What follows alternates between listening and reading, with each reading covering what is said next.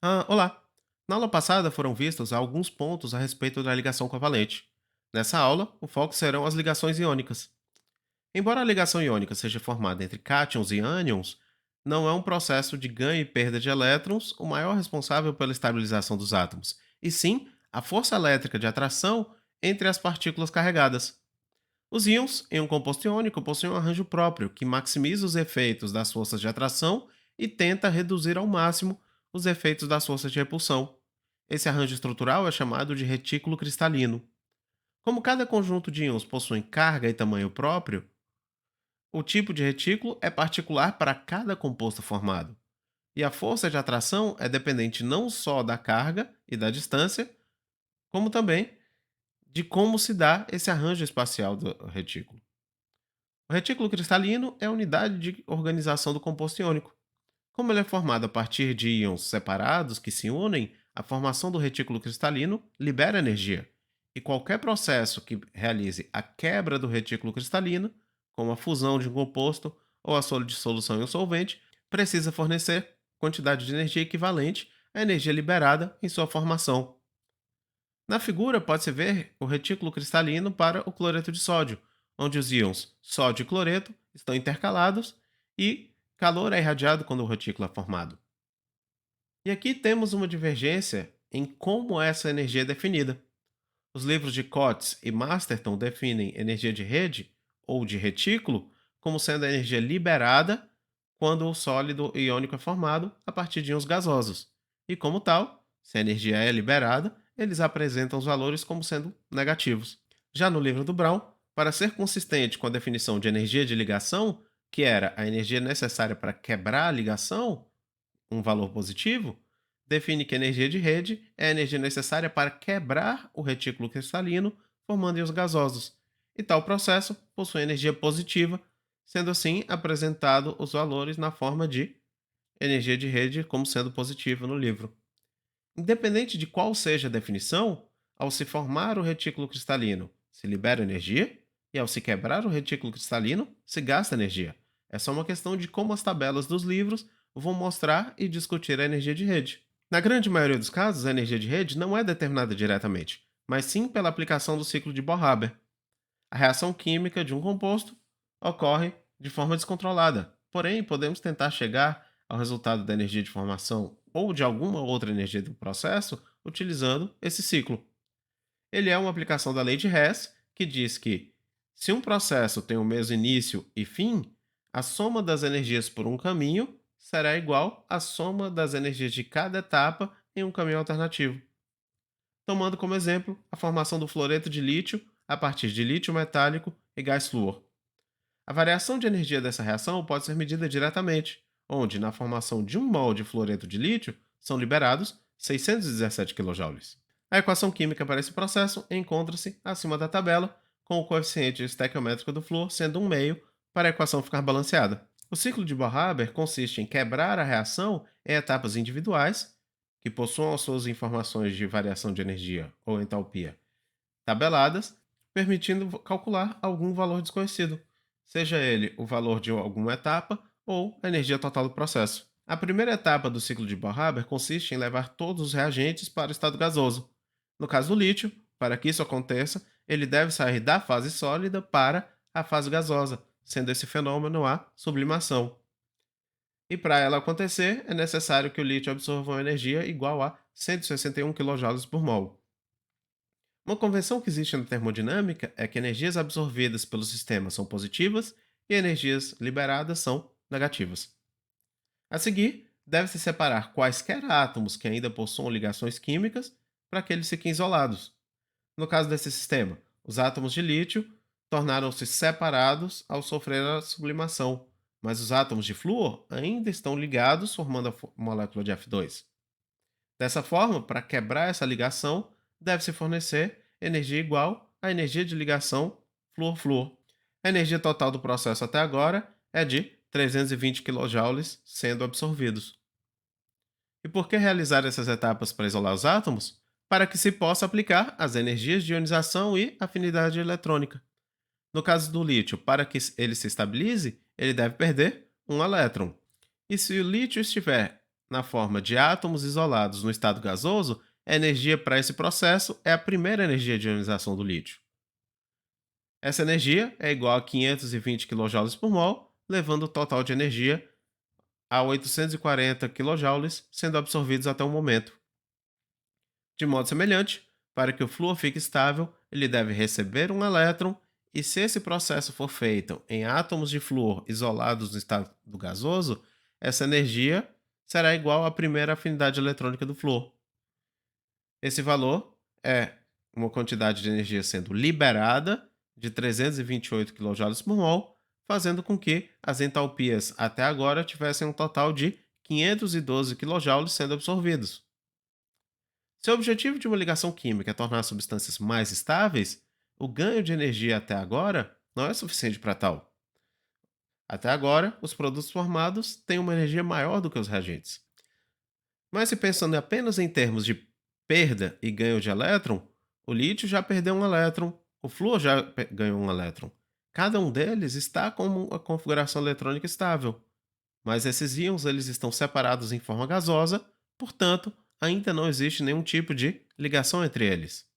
Essa ligação é formada quando se leva em consideração a energia de rede. A energia liberada nesse processo, para esse composto, é mais que 3 vezes maior que a energia liberada na afinidade eletrônica. Então, essa é a fase que vai contribuir em maior grau com a estabilidade no processo da ligação iônica. Porém, ao se fazer a soma das energias, a conta não bate. O valor da soma está diferente da entalpia de formação. Onde está o erro? Para descobrir isso, podemos escrever a equação química de cada processo. Como as energias utilizadas no cálculo são energias por mol, então parte-se de 1 mol de cada substância e chega-se a 1 mol de fluoreto de lítio sólido no caso da energia de rede. Ao tentar formar a equação global do processo, verifica-se que a equação global é diferente da equação de formação.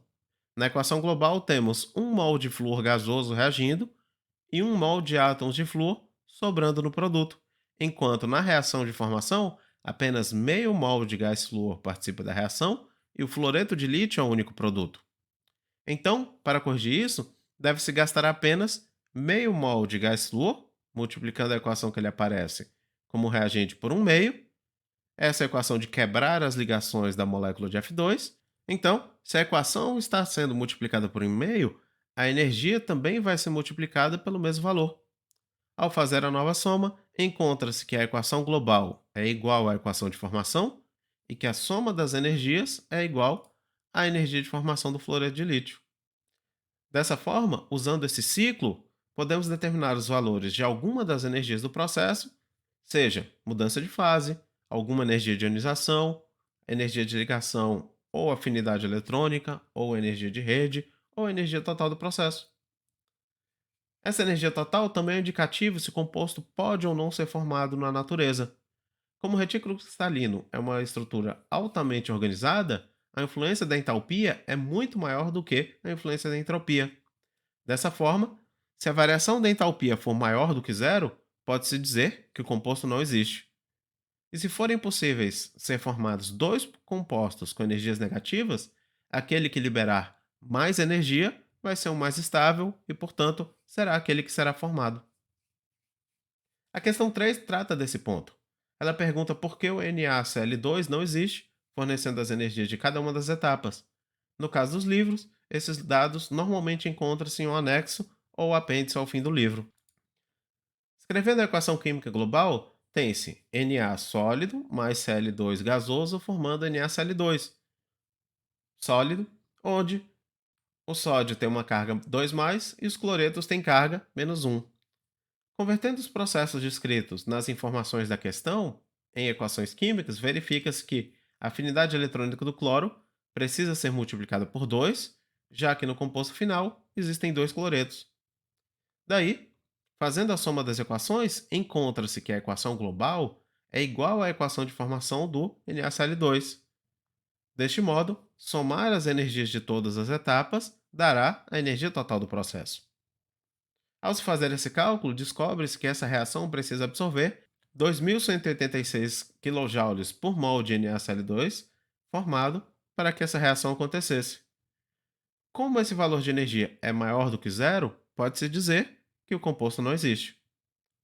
Como a energia de rede é criada a partir da interação de forças de natureza elétrica, as variáveis como carga e distância podem influenciar na quantidade de energia liberada. Para elementos de uma mesma família que possuam o mesmo tipo de retículo cristalino, tem-se que as cargas dos íons também são iguais. Dessa forma, qualquer diferença de energia que exista na energia de rede é originada da diferença de distância entre os íons, que por sua vez depende do raio iônico. Na figura da esquerda, pode-se ver os cloretos dos elementos da família dos metais alcalinos. Como a distância entre os íons é a distância do centro de um átomo ao centro do outro, e o cloreto é comum a todos os compostos, sendo assim o raio do ânion constante, a distância da ligação depende do raio iônico do cátion.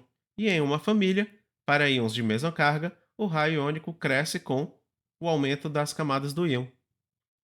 Verifica-se então que os íons dos elementos com mais camadas possuem maiores distâncias de ligação, e uma vez que energia de ligação e distância são inversamente proporcionais, aquele que possuir uma maior distância irá ter uma menor energia de ligação em módulo.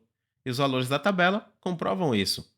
Os menores cátions possuem as maiores energias de ligação em módulo, e os maiores cátions possuem as menores energias de ligação em módulo. Um outro fator que influencia na energia de rede são as cargas dos íons.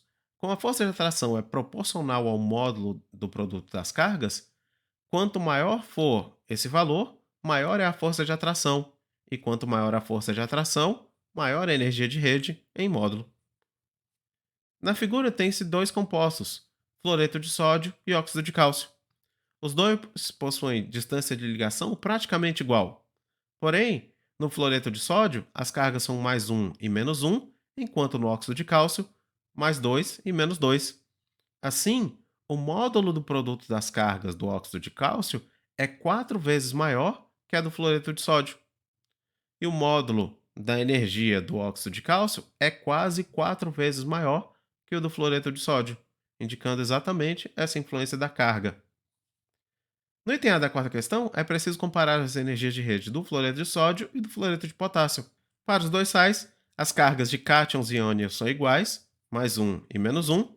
Assim, a diferença entre as energias de rede será causada pela diferença entre os raios iônicos.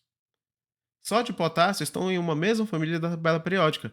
Desse modo, o elemento mais abaixo terá mais camadas ou níveis de energia e, com isso, possuirá um maior raio para os mesmos valores de carga. Assim, o raio iônico do potássio é maior que o raio iônico do sódio, a distância entre os íons no fluoreto de potássio é maior do que a distância dos íons no fluoreto de sódio, e isso faz com que a atração entre os íons seja menor no fluoreto de potássio, fazendo com que ele possua a menor energia de rede.